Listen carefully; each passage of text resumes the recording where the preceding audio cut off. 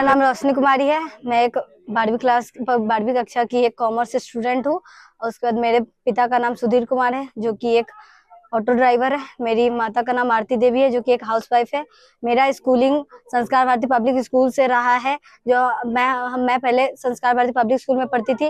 Financial problem होने की वजह से मुझे वो स्कूल छोड़ना पड़ा। उसके बाद मुझे सरकारी स्कूल में नामांकन करवाना पड़ा। उसके बाद जब मैं सरकारी स्कूल से पढ़ाई की तो मैं 10वीं कक्षा राजकीय कृत उच्च विद्यालय चांदपुरा से कंप्लीट की। मैंने अपना 10वीं कंप्लीट किया, उसमें मेरा 418 नंबर आया। तो उस टाइम मुझे बहुत बुरा लगा कि मैंने मेहनत किया था, बट मेरा मेहनत का रिजल्ट नहीं आ पाया मेरे पास।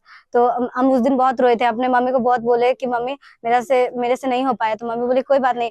वो हमें मोटिवेशन दी, बोली क्या अगली बार पक्का हो जाएगा, तुम चिंता मत करो। उसके बाद मैंने जमनीलाल स्कूल जो है कॉलेज महाविद्यालय है हाजीपुर में, वहाँ मैंने 11th में एडमिशन करवाया और वहाँ पे मैंने डेली क्लास किया। और हम कोचिंग भी क्लास करते थे, भारतीय कंप्यूटर कॉमर्स क्लासेस, जो कि जंदाहा रोड बिदुपुर में है। राहुल सर से हम पढ़ाई करते थे, वहाँ पे कोचिंग भी करते थे, हम स्कूल भी करते थे, वहाँ के भी टीचर से बात करते थे, पढ़ाई करते थे। और घर के कोचिंग के भी टीचर से पढ़ाई करते थे और घर पे आके सेल्फ स्टडी करते थे, अपने मम्मी के साथ पढ़ाई करते थे। और मेरी मम्मी मेरे साथ रात भर जाग के पढ़ाई करती थी।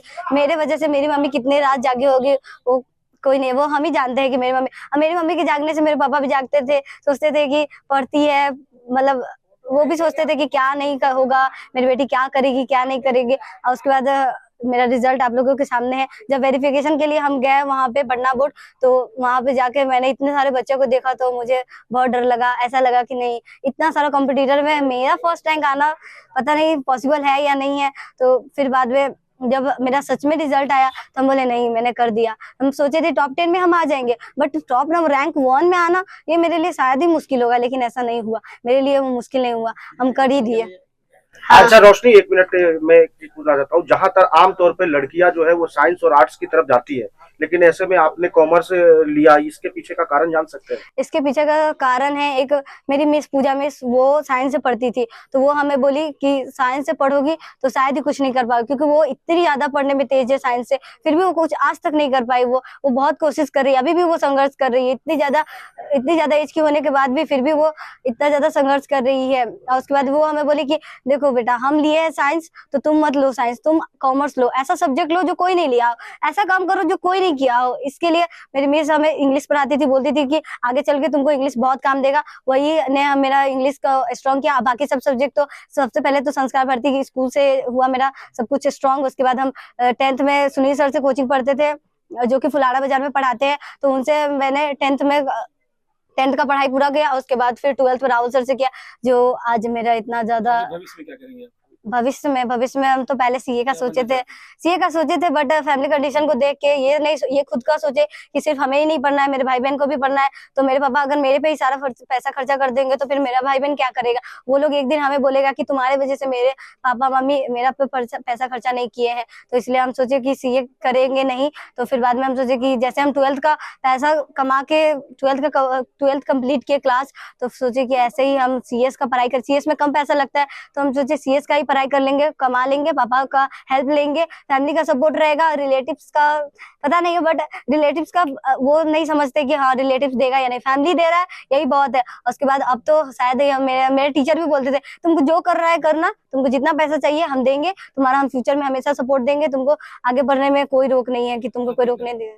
भाई बहन है आपके परिवार के? मेरे भाई बहन, हम मेरे पिताजी ऑटो चलाते हैं, जो सुबह जाते थे 7 बजे। उनका एक लॉटरी का टाइम होता है जो कि 7 बजे के अंदर अंदर होता था। इतना हरोरा कि वो जाते थे, जो इनको देख के सबको ही हंसता था कि वो कैसे इतना सुबह नहा धोआ के जल्दी जल्दी जाते थे। उसके बाद मेरी मम्मी उसके बाद से अपना काम करती थी, हाउसवाइफ का काम था मेरी मम्मी का। मेरे भाई बहन को स्कूल पहुंचा, स्कूल का काम, स्कूल टिफिन बॉक्स ये सब देने का काम मेरी मम्मी करती थी। मेरा भी हमको काम करने नहीं बोलती थी, तुम पढ़ाई करो हम काम करते हैं, तुमको इसका चिंता नहीं है, पढ़ाई करोगी तो तुमको कोई काम नहीं मिलेगा, तुम नहीं पढ़ाई करोगी तो तुमको काम मिलेगा। तो हम सोचते थे नहीं, हम काम भी कर लेंगे पढ़ाई भी कर लेंगे। साथ में मेरी मम्मी के साथ हम रहते थे, उनसे बातें करते थे, पढ़ाई भी करते थे मम्मी के साथ। और मेरी एक बहन है जो कि अब 10th का एग्जाम अगले साल देने वाली है, तो हम उसको भी सिखाते हैं कि जैसे हम पढ़ाई किया है वैसे ही तुम भी पढ़ाई करो। अब भाई भी है मेरा एक छोटा सा, जो सबसे छोटा है, हम घर भर में सबसे बड़ी है, उसके बाद मेरी बहन है, उसके बाद मेरा भाई। से बहुत अच्छी हो रही है।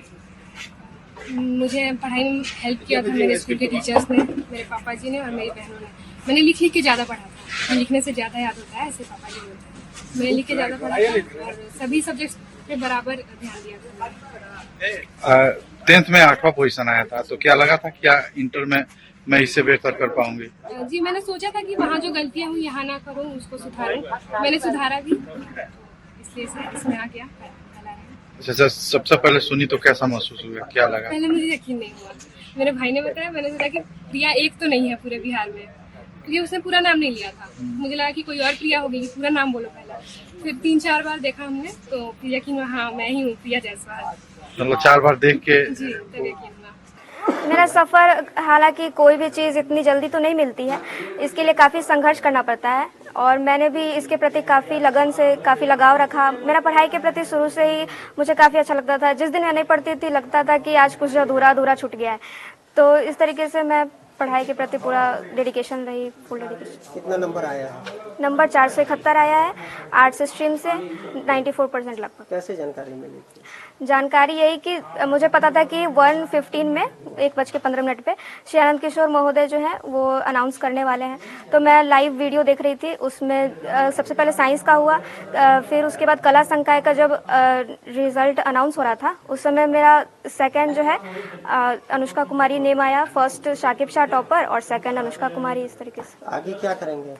आगे सर मुझे बीपीएससी करनी है, ग्रेजुएशन के साथ साथ तैयारी करनी है, ताकि धीरे धीरे भी रहे। तो जब तक ग्रेजुएशन कंप्लीट हो मैं चाहूँगी कि मेरा बीपीएससी का भी कुछ का सिलेबस कवर हो जाए। सफलता का श्रेय किनको देंगे? मेरे फैमिली को और गुरुजी को। परेशानी क्या हुई पढ़ाई के दौरान? परेशानी कुछ नहीं, हालांकि हाँ थोड़ा डिस्ट्रैक्शन होता था, जैसे बीच में ही त्यौहार आ गया या किसी की शादी हो गई तो उसमें जाना पड़ता था। तो उसमें क्या लगा?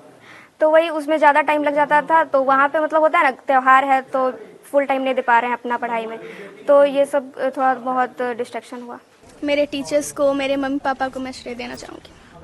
कैसी तैयारी, कैसे आप कितना दिन से लगे हुए थे उसमें? पूरे 1 साल से हम लोग 11th का तैयारी 11th क्लास ख़त्म हुआ तो 12th में यहाँ कोचिंग स्टार्ट हुआ। सर पहले से ही मोटिवेट करते रहते थे तुम कुछ करोगी ऐसा। फिर टेस्ट सीरीज़ यहाँ का बहुत ज़्यादा डिसिप्लिन मैनर में हुआ, 5-5 टेस्ट सीरीज़ हुआ, जिससे कि आधा कॉन्फिडेंस आ गया। क्या आप ऑनलाइन भी क्लास लेते थे? हाँ, ऑनलाइन हम हिंदी और इंग्लिश का तैयारी करते थे। यहाँ पे कॉमर्स पेपर का ओके इंग्लिश एकेडमी करके एक ऐप है, वहाँ से हम तैयारी किए हिंदी और इंग्लिश का। इसका श्रेय किसको देना चाहते हैं आप? इसका टोटल श्रेय मेरे मम्मी पापा और टीचर्स को जाता है, वही सपोर्ट किए हैं। जी, आप कितना दिन मेहनत करते थे? रेगुलर बेसिस पे 6 to 8 आवर्स करते थे और ऐसे लास्ट का 2 मंथ्स पे 10 to 12 आवर्स भी हो जाता था। टोटली डिपेंड करता है आप पे, आप कितना दिन पढ़ सकते हो। ऐसा कोई लिमिटेशन नहीं है कि आप इतना ही देर पढ़ोगे तो आप टॉप कर सकते हो। ऐसा भी सोचना कि आप गांव से आते हैं, है ना? जी। तो आप गांव से आके इतना अच्छा रैंक ला लिया, इसके क्या कुछ कहेंगे? जो गांव के लोग रहते हैं क्या कहेंगे? गांव या शहर से कुछ भी नहीं होता है। आपके मन में अगर जुनून है, आप हार्डवर्क कर सकते हैं तो आप जरूर सफल होंगे। गाँव और शहर में कोई ज़्यादा खास अंतर नहीं है।